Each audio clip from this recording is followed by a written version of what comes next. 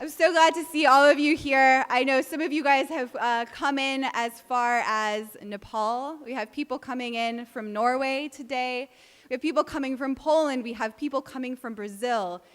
We have people coming in from Singapore. We also have people coming from Michigan. We have places. We also have people, Michigan out there, I know, represent. Case Western team here too. Thank you for everybody who is here today. I'm so honored to kick off this conference. My name is Gloria Tavera. I am an MD PhD student here at Case Western. I am in my third year. I've just started my PhD, which is why I have time to organize a conference, right? So I just really want to thank each and every one of you. You honor UAEM and you honor Case Western by your presence here today. I just want to make a note for those of you who have social network powers on your Facebook and Twitter. We would like you to use today hashtag UAEM 2013.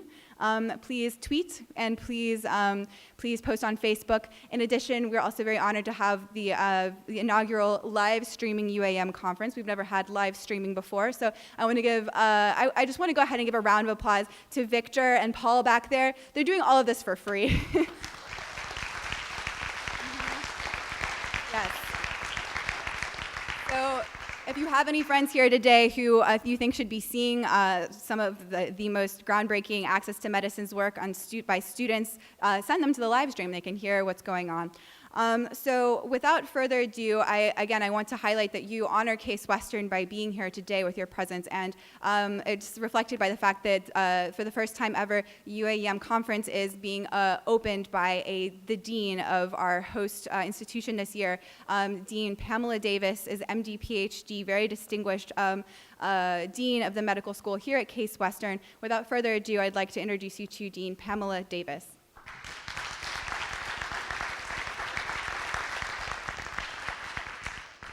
Thank you, Gloria, and good morning and welcome to the 2013 UAEM conference here at Case Western Reserve. I am the Dean of the School of Medicine at Case Western Reserve University and a Vice President for Medical Affairs, and I am honored to welcome you to our campus. Now, our chapter here has worked tirelessly in the past several months to plan an exceptional event for you all to learn and enjoy. So they deserve a great deal of credit for their organizational skills. And I'd like to thank you personally for your great efforts and the promise of a weekend that is filled with critical inquiry and thoughtful discussion.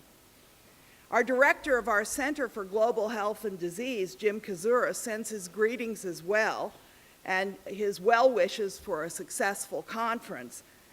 He also sends his regrets because this was scheduled opposite one of the major scientific meetings in global health, and he and many of the members of his center are presenting papers and abstracts at that meeting and couldn't be with us today, but I understand you've snagged at least one for tomorrow, so that's a good thing. Some of you have traveled very great distances to be here. You heard that from Gloria, so thank you especially for coming. And I hope you had easy, safe journeys. No matter where you came from, I'm greatly encouraged to see all of you here, ready to engage with the challenging issues facing world health and medicine. Now, Case Western Reserve has a long history of committing to global and public health. Some of the sites for our global enterprise were established by a dean here 25 years ago, who was also a Nobel laureate, Fred Robbins. Fred got the Nobel for his contribution to developing the vaccine for polio, and he was very interested in health problems around the world. He founded our program in Kampala, Uganda, which has now grown over the years so that now CWRU employs over 200 Ugandans, in addition to the Americans who go there to work for periods of time. This program is focused on AIDS and TB, and it's funded by the National Institutes of Health and the Fogarty Center. In this tradition, we have, over the years, developed programs in other areas of global health, including schistosomiasis, filariasis, and malaria. Our TB and AIDS extends into South Africa for children, and we have outposts in Brazil as well for that. Just in the past few months, several of our researchers have developed new tools and techniques for battling global health concerns. You may have seen the New England Journal article led by Jim Kazura, the director of our Center for Global Health and Disease, that reported on a program that distributed insecticide-treated bed nets in areas threatened by lymphatic filariasis, a disease that endangers more than 120 million people worldwide. By combining this idea with his earlier research devoted to combating malaria, Kazura's team has a chance to eliminate, or nearly so, these diseases that have plagued Papua New Guinea and other areas. And this is a solution that is both time and cost effective. Now, you're going to hear from another member of the Center for Global Health and Disease tomorrow, I understand, Brian Grimberg, who has recently worked with students who, just like you, want to make a difference in global health. Together, they developed a rapid detection device for malaria that is low cost and incredibly sensitive. Detecting the disease in people who do not obviously manifest it is clearly important to understanding its scope, epidemiology, and ultimately to controlling the disease. Another member of our faculty in family medicine, Masahiro Morikawa, frequently travels the world into some of its most remote regions in Nepal, Afghanistan, and Thailand to provide health care and assistance to local residents. His teams also train local professionals in the best medical strategies so that they are empowered to continue after Morikawa and his colleagues have left. He is even developing his own field manual to guide future global health professionals. And he won a National Family Medicine Award for his education activities. Perhaps some of you will take his field manual with you someday. Your university Global Impact Report Card recently listed us as number 2 in our contributions to global health research, a designation that makes us very proud. Indeed, our Center for Global Health and Diseases has developed coursework and research experiences for CWRU students abroad. At our outposts in Kampala for HIV/AIDS and Papua New Guinea for insect-borne diseases, we have also developed coursework to train the local scientists to track, understand, and hopefully to cure these devastating diseases. Now, at those 2 sites, we grant master's degrees to the Papua New Guineans and to the Ugandans. And if you want your PhD, you got to come back here. And we have a good track record. In fact, I think we have a 100% track record of the return of those trained scientists to their native countries to practice. We have well-developed collaborations and student experiences elsewhere in the world. The mountains of Peru. This summer, we expect about 30 students to head for the mountains of Peru to understand the delivery of healthcare in remote villages. We also have an exchange program with 2 of the medical schools outside of Shanghai, Fudan and Jiaxing University. And I hope that as our 48,000 patient study in Shanghai develops and is more and more a rich data source, that this will provide a research opportunity for our students who go there for the summer as well. We've initiated new collaborations in Brazil and Sao Paulo, and one of our investigators has been in the northern areas studying schistosomiasis. There are many challenges in a fast-growing economy, and this is something that we want to help study and participate in. Our affiliated hospital, the Cleveland Clinic, is building the largest medical complex in the world in Abu Dhabi. This has a drawing area of well over 1 billion people within a 5-hour plane ride of that hospital, and should provide a locus for treatment and care for many people with diseases prevalent in the Middle East, and also opportunities for our students to learn about the diseases in that region. So we're pretty enthusiastic about the exposure of our students to medicine around the globe, And over the next couple of years, we intend to develop a world medicine pathway, an area of concentration in our curriculum, to allow students to experience the great Case Western Reserve curriculum with an overlay of emphasis on world medicine. Now, I know that one of your critical issues is the availability of discoveries made at our universities to reach those who need them the most. But there's an even more fundamental problem in that, and that is it's difficult at best to bring any discovery from the laboratory to the patient.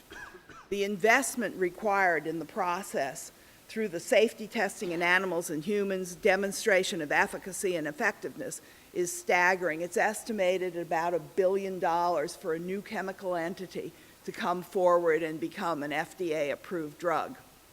That's usually beyond the reach of nonprofit organizations. So the route to developing these drugs is through the private sector and the commercial sector. Just getting the discovery licensed to a commercial entity is a daunting process these days because there are so many things that can derail it. In fact, there's a name for it in the industry. It's called the Valley of Death.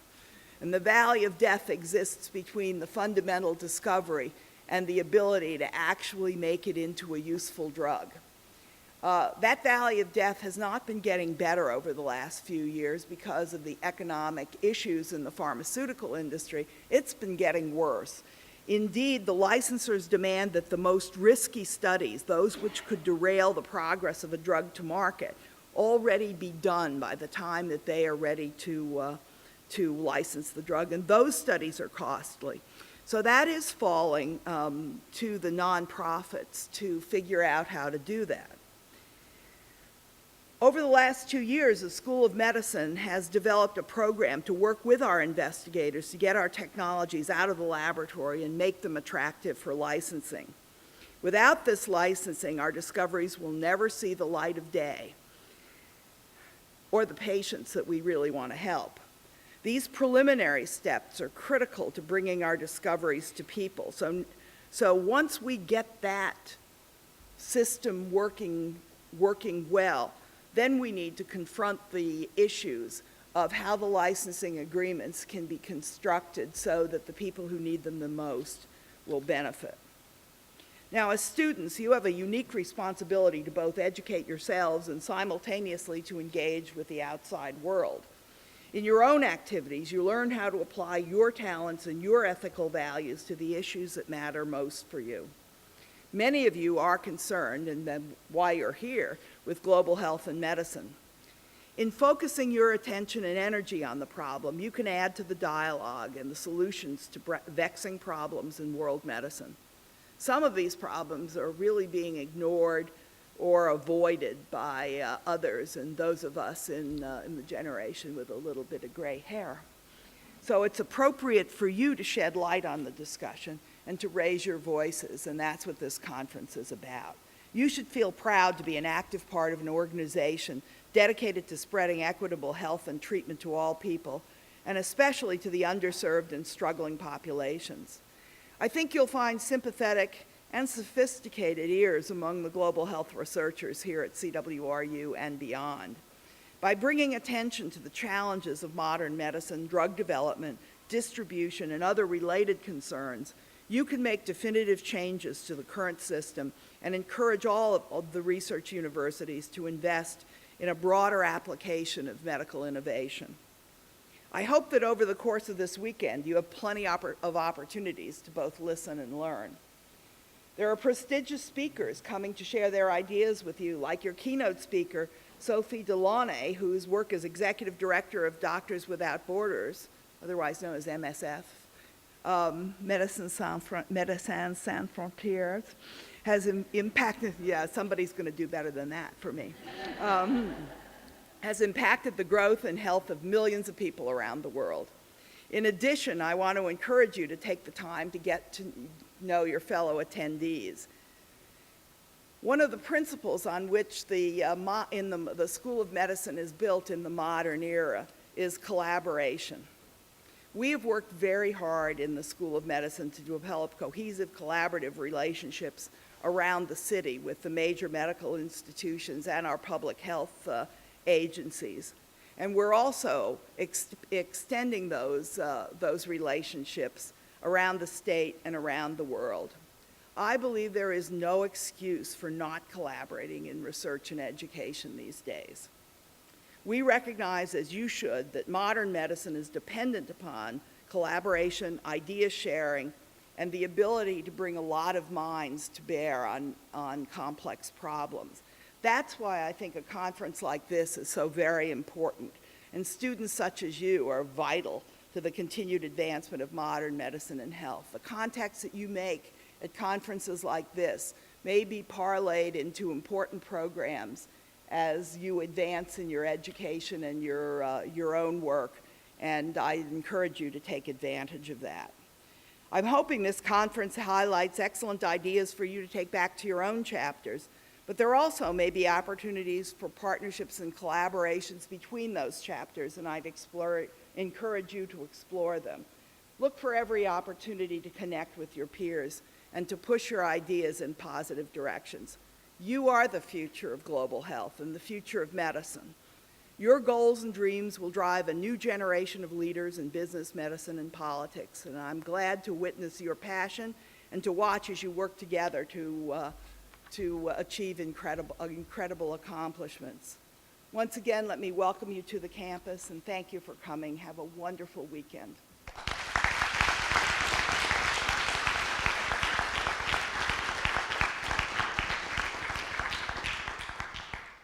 Thank you, Dean Davis. You honor us by your presence. And again, thank you all for coming in. I see a couple more people have joined us. And welcome to everybody joining us on live stream. And also, so to continue on, I'd like to also recognize, as you see, this has been a great effort just to put on. We also had the event last night at the Jolly Scholar to fundraise, and we'll let you know, we'll get back to you on how much we raised. We raised at least $400 just at the table last night in the back, and then we have to calculate the proceeds still. So we have lots of other exciting events still planned for you. All of this to say, the Case Western team has worked very hard to put this together, and I'd like to bring Liz, if Liz is up here, and the rest of the Case Western team. I know a couple of them are still running around, so they're not even here to be recognized right now. But I just wanted to recognize Liz here before we get started.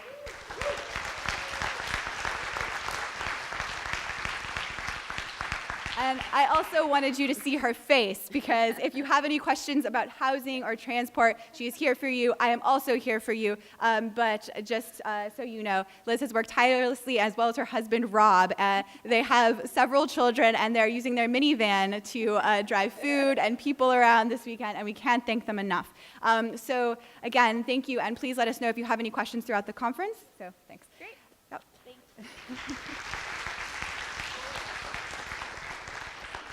And so just with that, we'll get started on UAEM business. I want to start the rest of the conference by bringing in Brian Collinsworth, who is our executive director.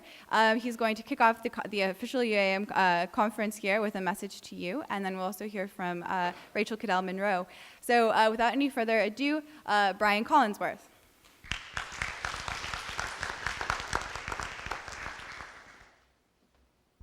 Hi, thanks so much, Gloria, and thanks so much, Dean Davis, for your great remarks to open us up here. I've got some notes on the screen, so I'm going to try to hide that so you can't read them while I read them. And as we're getting this started here, so I think this is without doubt the largest UAEM conference ever. Which is really, really exciting for us. I think we have 280 people registered at the very last count last night, and it looks like we've got a good chunk of that in the room here today. So that's really, really exciting to see. And as Gloria and everyone else has mentioned, we've got folks from, I think, representing over 90 institutions, a lot of universities, obviously, and over 15 countries around the world. So I'm going to see if I can remember the list off the top of my head. I know we have Bangladesh here, and India, and Nepal, and Singapore, We have the Netherlands, we have Norway, we have Germany, we have a Norwegian student studying in Poland, we have Turkey, we have the UK represented as well. We have a whole contingent of students from Brazil. And I've been mentioning this a lot because I find this really interesting. If you go around Ohio, you'll see a lot of the license plates on cars say the birthplace of flight. And it was because the Orville and Wilbur Wright, the Wright brothers, were born here. And did a lot of their work to pioneer the airplane. But if you ask the Brazilians, they'll tell you it was actually a Brazilian in France who invented the airplane. And there's a big memorial to him in Rio de Janeiro. So we can, maybe tonight at the party after people have had some pizza and beers, you can hash that all out and see who wins. So this is really exciting, and I really want to do a quick survey here. So if you'll indulge me and raise your hands, how many people are medical students? A lot of medical students. How many law students? Few law students. UAM started out with a lot more. We've kind of shifted towards the medical and research side. How many research, like PhDs or biomedical research of any sort? Good chunk there. How about pharmacy? A lot of pharmacy. Great, great, great. And public health? Public health. And how about social sciences, econ, business? Great. Any fine arts, dance, literature? That's what my degree is in. And undergraduates. How many undergraduates we got here? A lot of undergraduates. Great. And graduates? Awesome. Okay. Anybody I left out? Yeah. We've also got some alums and allies and folks around here, many of whom you'll be hearing from this weekend. So, I mean, what I find really cool about that, some of you may have noticed that there's one of the terms that people are quite excited about in academia these days is interdisciplinary. And UAM has really had that in our bloodstream from the start. And I think you can see just naturally the people we've brought together in this room is really exciting and pretty unique for a group like this. So welcome, all of you. It's going to be an exciting weekend. I'm going to be pretty brief here because I want to get right to introducing our next speaker, who's just been really the backbone of UAM and an amazing presence and leader for us for 6 years now. So as you know, many of you know, as many of the rest of you will hear throughout the weekend, UAM started as just a small group of students at Yale University back in 2001. And it quickly grew. More people got involved, different universities got involved, and at some point the students felt like they really needed to start an actual nonprofit organization to bring everybody together, to coordinate, to have some day-to-day capacity to work with what all the campaigns that students were working on at that point. And starting a nonprofit isn't the easiest thing to do, particularly if you're a student. So they reached out to some folks, including the fantastic Rachel Kiddell-Monroe, who came in 6 years ago as the president of the board of UAM, of the board of directors, and also a senior policy advisor to us throughout that startup process, has been with us ever since, has led our board, has helped us to grow, build our infrastructure, reach out to new chapters, new countries abroad, expand into this huge network that we have today. But all of that doesn't really do her justice because it all sounds sort of cold and detached, and I think any of you who know Rachel know that the first word that comes to mind when you think of her is warm. She is a warm, sunny, just relentlessly enthusiastic presence for me, for many of you in this room, around the world, and she's like the stove warming the UAM house, and no matter how many additions we add, she still keeps every corner toasty. So with that, it is my great, great honor. She's at a very exciting moment here and for us as well. So I'd like to introduce Rachel Kiddell-Monroe. Well, good morning, everybody. Thank you very much, Dean, for your very good words of introduction this morning. I think they were real words that sort of really spoke to students about the role that you can take in really making a difference in global health. And that doesn't have to wait until you've already embarked on your careers. That can start right now. And I think that's been, for me, one of the key sort of really important points about UAM is that we can really do things now at the moment that we are in our lives. We don't need to wait for some moment to arrive when suddenly we can become involved. It really starts from the moment. For me, one of the things that I feel very strongly when I see this conference, when I'm hearing Case Western, which, as we were told, we did really well on our report card, so it's a really fine place for us to be holding this conference today. But one of the things I see is this room full of people, you know, as Brian mentioned, this is a big conference. When I first joined UAEM, the first conferences were around 25 people, representing about sort of 7 or 8 universities, and then they gradually grew.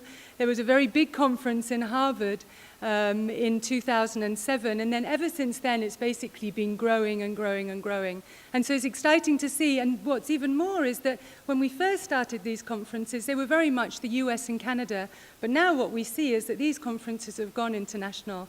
And for me, that's very particularly warming to have those different faces, because it was so important that the message of this organization reached beyond the US and Canada, that really brought in the people who are actually living in countries that are facing and dealing with these crises on an everyday basis.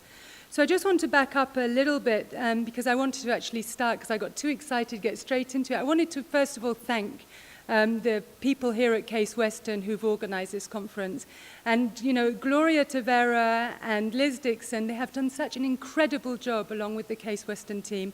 Any of you who've organized previous UAEM conferences know what it's like, and people always go in that extra mile. There's always that extra mile in these conferences. So I just want to do another round of applause for Gloria and Liz, please.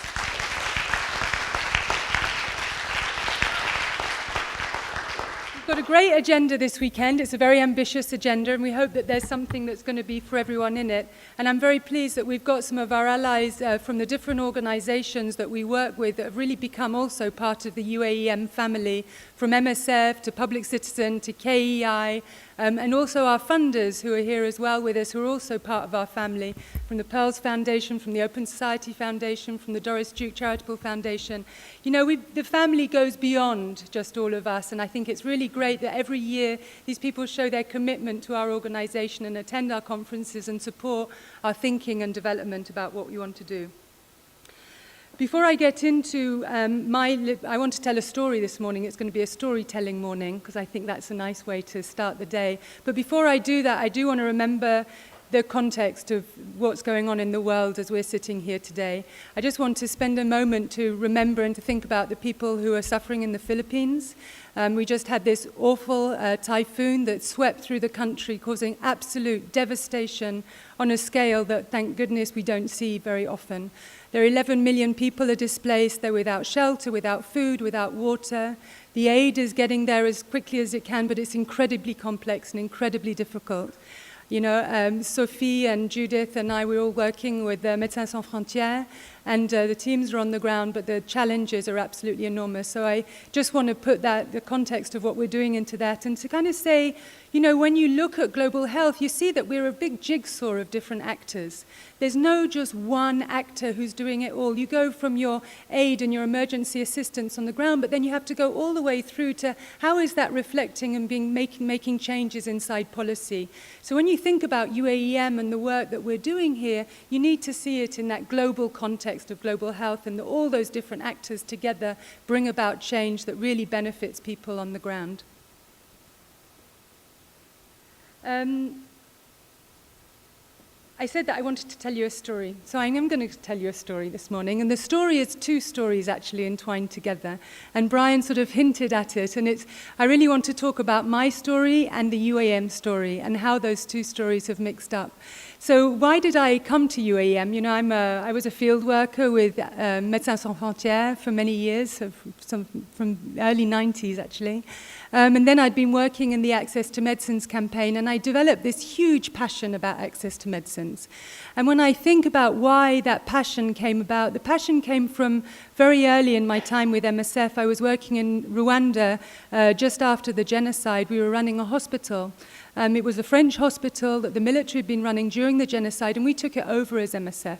And as I was the project coordinator there, and as with the doctor, the medical military doctor who was in charge was taking us around, taking us through the different wards of the hospital, there was one room that was kind of just closed and that nothing was happening in there. And we sort of, well, what's in there? And he said, these are people, we don't know what to do with them. We don't know what's wrong with them. There's nothing. We've tried everything and nothing works with them. So we went in there, and it was one of the most emotional sights for me to see, and it's still something that's very much at the front of my mind, was to see these 20 beds with people who were just living skeletons, basically, full of sores, so ill, eyes popping out, nothing that could be done with them, and they were being left in a very bad condition. We tried to find out what was wrong with them. We went through again to do all the tests. And then one of the doctors, who was an American doctor, Carrie, he said to me, you know, I think they may have HIV. And this was back in 1994, remember? This was before the big rollout of all the medications. This was before there were even any diagnostics available in these countries. So I phoned up the headquarters and, in my innocent way, said, right, we think that these people might have this. Do you have a test? Because we need to find out. No, a test doesn't exist. Okay, well, do you have a treatment? We have HIV, we know about it, we know about AIDS in our countries, and people are being treated, so just send me some drugs and we'll try it out on them. Can't do that. Do you know how much the drugs cost? They cost between $12,000 and $15,000 per patient per year. We simply don't have the funds, and to do that kind of thing, we have to. So all that we could do with those people was to basically hold their hand and to give them as pleasant a death as we possibly could. From that moment, I think I have this fire inside me, this anger that we were forced to do that. That we were forced to have to witness that situation, that I knew that if I'd been back in England, in my home country, and my friends who were living with HIV/AIDS were able to get treatment, they were able to access a health system that would allow them to have treatment, but just because these people were black and poor and living in Rwanda, they'd just gone through this terrible genocide, they could not access those treatments. I was very proud of MSF at that time, really, in 1999, really sort of launching themselves into the access to medicines to make sure that this was not going to be the situation going on from there.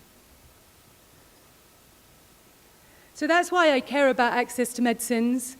When I finished working with the campaign, I had my third son, I decided to take some time off, and then I got a call one day from a very wonderful lady called Robin, who was working, a student at Yale University, who said, I was given your name by somebody, would you be interested in coming to help us out?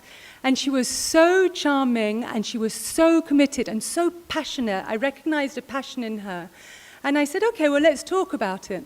So they brought me over to meet them, and I spent an afternoon with these students, and I was completely blown away by them. First of all, they were a loose network of students who were doing extremely extensive studies, who were spending an incredible amount of time working on an extremely concrete way to deal with access to medicines. They'd identified a niche inside the universities that was not being dealt with by any other access to medicines organization. They were saying, listen, our universities, with publicly funded research, are making discoveries and so on, and these are not available to people in developing countries. And we'd seen it with HIV/AIDS in particular. And so they said, we want to make a difference. We want to change that. We have this loose network now. Would you come and help us to try and move this further and to really become a sustainable and committed access to the member of the Access to Medicines movement? So starting with Ethan Gillen, we began in 2007 and started to try to help those students to fulfill that dream. And I think that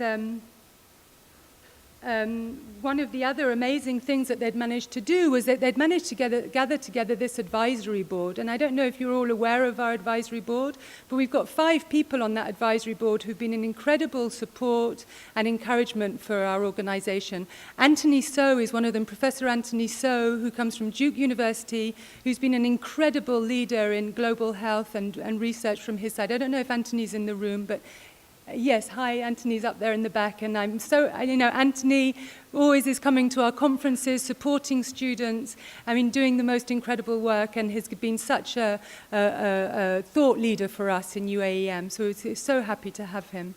We also have Sir John Sulston, the Nobel laureate. We have Ellen Terhune, who used to be the policy advisor at the Access to Medicines campaign in MSF, and then the Medicines Patent Pool. We have Paul Farmer, who you all know from PIH, and we'll be having someone from Jonathan Lawson from Partners in Health speaking this afternoon. And we also have Professor Yochai Benkler, who's just basically the guru on IP that's sitting in Yale, who's given us incredible advice and really actually was very important in the startup. So when I started in 2007, usually the question that I got, and actually the first thing I said was, UA who? Of course, we have this very peculiar acronym, very difficult name, Universities Allied for Essential Medicine. We've been thinking about for years, well, should we change the name? Should we make something more simple? And every time we go through all the different things, we always come back to, well, no, you know, UAEM really actually expresses it. And as time goes on, you kind of get used to that awkward acronym. Then by the time we get to 2013, I don't hear that anymore. What I actually hear everywhere I go is like, UAEM is there. There's somebody from UAEM is present in the room. Every meeting that I go to, I meet a UAEM student from a different chapter, from a different place. And everyone that I speak to in our community is like, yes, UAEM is really on the map. The students are really there. For me, this is such an incredible sign of what we've managed to do over the past years, is to really to reach out with that message that students like you have really seen something in there that you can actively do. We have three main, this is a slide thanks to Taylor Gilliland for creating this slide, which I really enjoy because I think it really demonstrates very well the three different sides of what UAEM is doing. So we have our access side, we have our innovation side, and we have our empowerment side.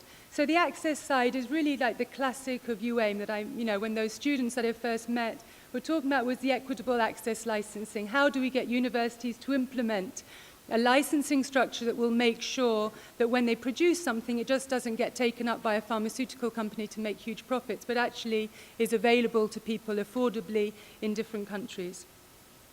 Inside that access, we've also now added in a monitoring phase of it as well. So looking at the report card. So great, universities put in some guiding principles or some policy. Do they actually do anything about it? We know about words on paper. We want to see it in practice. So the report card is a tool that we've used to try to really assess where universities have gone. The second corner of that triangle is the innovation part, where, dealing with neglected diseases, where are universities putting their research energy and how are they putting their research energy into that? And is it really dealing with the diseases that are affecting 90% of the world's population? And what we see, of course, is no, it's not. We saw that very clearly from the report card that showed that less than 3% of university funding was going towards neglected diseases.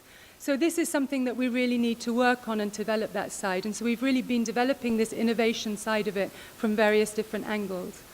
And then the third corner, the third part of this triangle was a part of the triangle that was not there when I first arrived. And it was something that very soon I realized was a critical pillar of UAEM, and that's the empowerment side. I don't come as a UAEM student. I came from a different background. But what I saw when I came into UAEM was the incredible capacity for a new global health leadership coming from you guys. And we need it.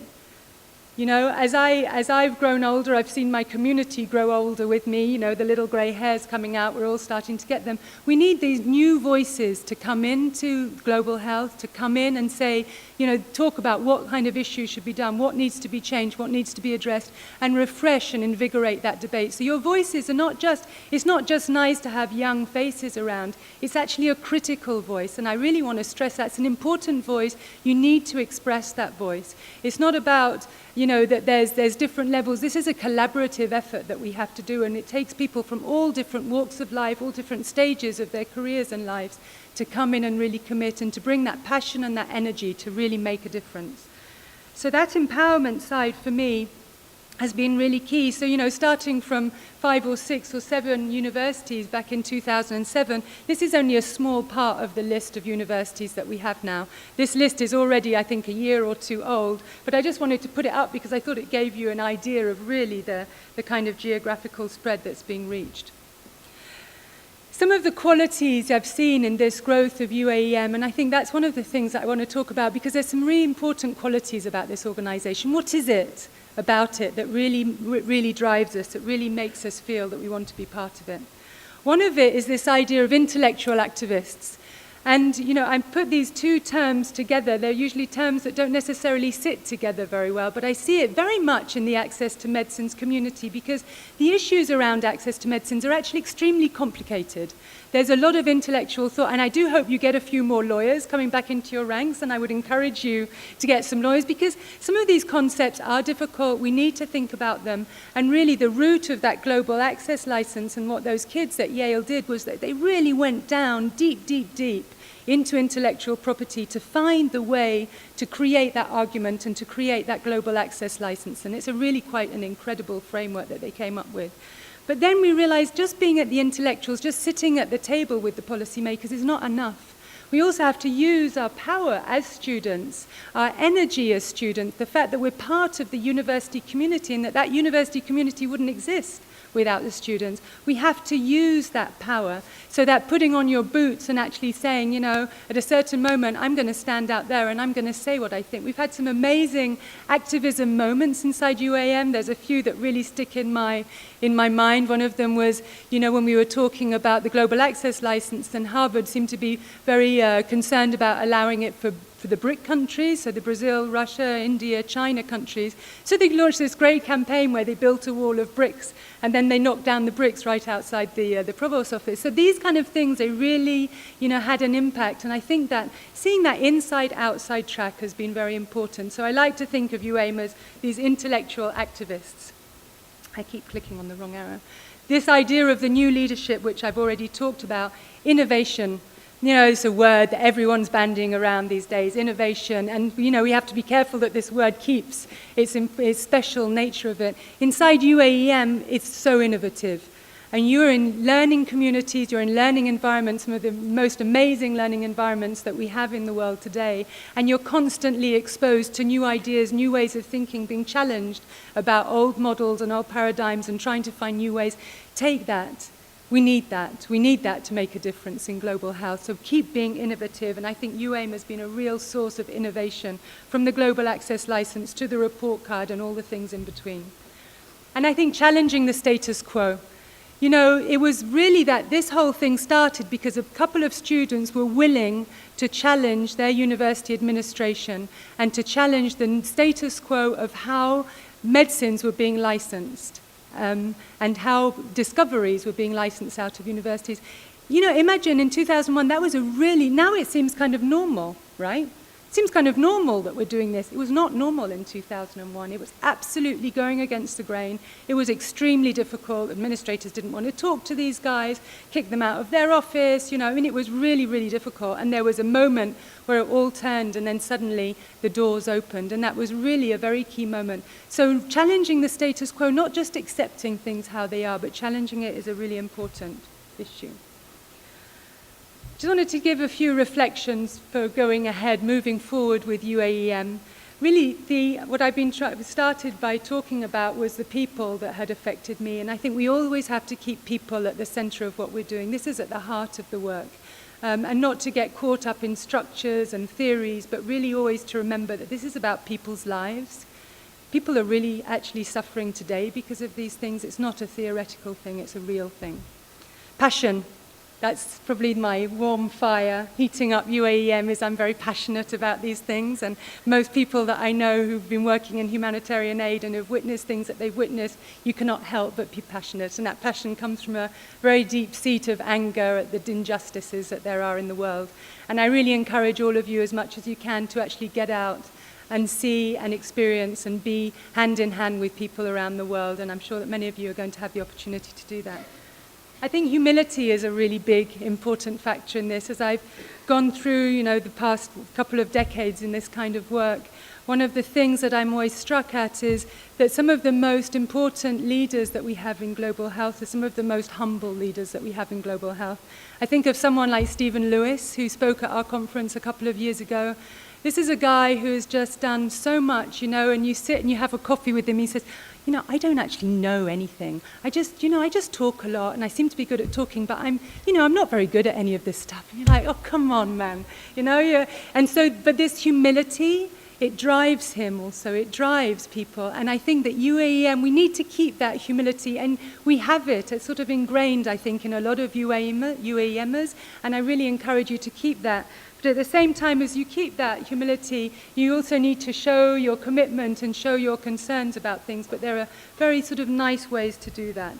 Participation is a big thing. UAEM is about participating. You know, going more international is to bring our students from India and Bangladesh and Nepal, and to be here. You know, Europe are doing the same thing, to all be here and to participate together, and that everyone has a voice in this, and everyone's voice matters as much as the next person's voice. And dream big. That was the introduction to this, was to dream big. Those students who started in 2001, they dream big.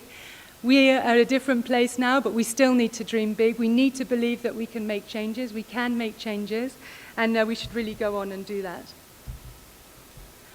I wanted to just give you a little light touch. This is my son, Sam. Sam is 6 years old, and I took this photo of him just before I went, and I asked him, do you mind if I show this to people? And he said, no, I want to see all these UAM students. I want them to see my Buzz Lightyear pajamas. So I put him here, but it's not just, yes, I'm a doting mother of 3 sons and all of that, but that's not the only reason that I put Sam up there. The reason that I put Sam up there is because Sam is 6 years old. Sam was born just before I started working with UAEM. And for me, because I'm moving out of the board of North America now. I've been the president of the board for the past 6 years, and yesterday I actually was my last day as the president of the board of North American UAEM. And as I was reflecting back on my time, I realized, wow, Sam, just like Sam, UAEM now is no longer a little baby that I need to hold in my arms, and I need to stroke it and cuddle it and get up in the middle of the night to look after it. No, UAEM also now is standing on its own 2 feet. Just like Sam, it's autonomous, able to get on with it. And I'm so proud now that the UAEM North America is able to fly on its own. We've got a fantastic new president and vice president in place, and I want to announce that to you, and you're going to be particularly pleased. So the new president of our board is Samantha Heifetz, who was one of the founders of UAEM in 2001. She was one of those indomitable students who worked at Yale to really challenge the system and to believe that they could make a difference. And then the new vice president of our board is your very own Gloria Tavera. Woo! So between this dream team, I'm very proud to say, of women leading UAEM to keep up the good tradition while we leave the executive stuff to the guys. So this dream team of women is going to help to take UAEM onto the next stage of its life, which is having this board which is very much led by the student leadership itself.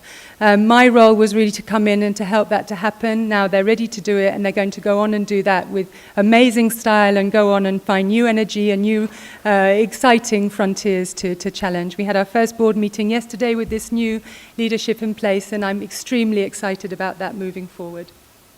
Sorry, Sam, I'm going to take your picture off. I want to end to say 2 things. I am probably one of the luckiest people around because I have 2 organizations that I think rock the world. One of them is Médecins Sans Frontières, and the other one is UAEM. And I am going to carry on working with both those organizations. As many of you know, I recently went on to the International Board of Médecins Sans Frontières, which is a huge privilege and a pleasure to be on, and a big challenge. And then the second one, in terms of UAEM, I'm going to be not working in the same capacity, but I am going to carry on as a sort of senior policy advisor inside UAEM, but particularly to focus on our international development and how we're going to govern ourselves in this new expanded vision of UAEM.